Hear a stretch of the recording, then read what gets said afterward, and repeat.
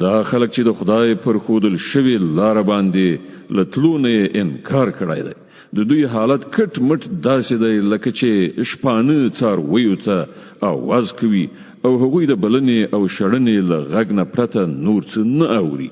دوی کاڼه دي، ګونګیان دي، ړانده دي، ځکه خو په هیڅ خبره نه پوهیږي. ای مؤمنانو، که تاسې په رښتیا سره د همدې الله بندګي کوونکي یاست، نو کوم پاک شیان چې مونږ درکړي دي هغه په بې پروایۍ سره خورئ او د الله شکر باسئ.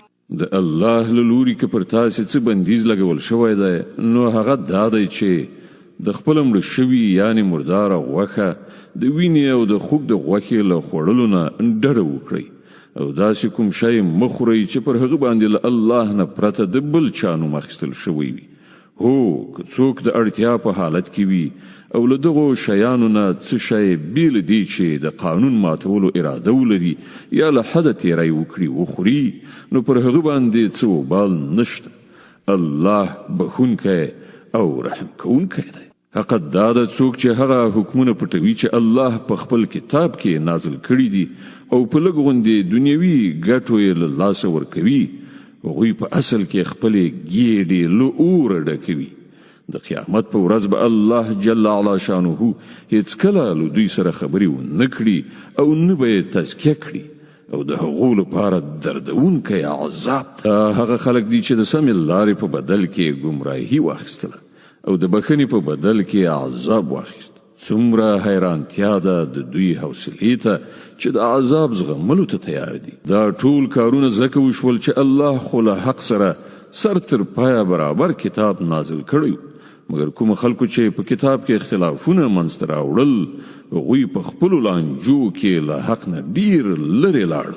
نیکي یوازې دا نه ده چې تاسې خپل مخونه ختیځ لوري ته واړوئ یا لویدیځ لوري ته، بلکې نیکي دا ده چې انسان الله او د قیامت ورځ او په رښتیا او د الله نازل کړای شوي کتابونه او د هغه پیغمبران د زړونو کومې ومني او د الله په مینه کې خپل ګران مالونه په خپلو خپلوانو، یتیمانو، مسکینانو، پردیسیانو، درویزګرو او د غلامانو په ازادۍ مصرف کړي، لمونځ قایم کړي، زکات ورکړي او نیکان هغه کسان دي چې کله وعده وکړي ترسره یې کړي او د تنګسي او غمونو په وخت کې او د حق او د باطل په جګړه کې صبر وکړي.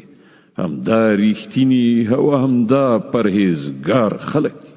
ای مؤمنانو، ستاسو لپاره د قتل په دعوا کې د قصاص حکم لیکل شوی دی. آزاد د آزاد په مقابل کې ووژل شي او غلام د غلام په بدل کې او ښځه د ښځې په بدل کې.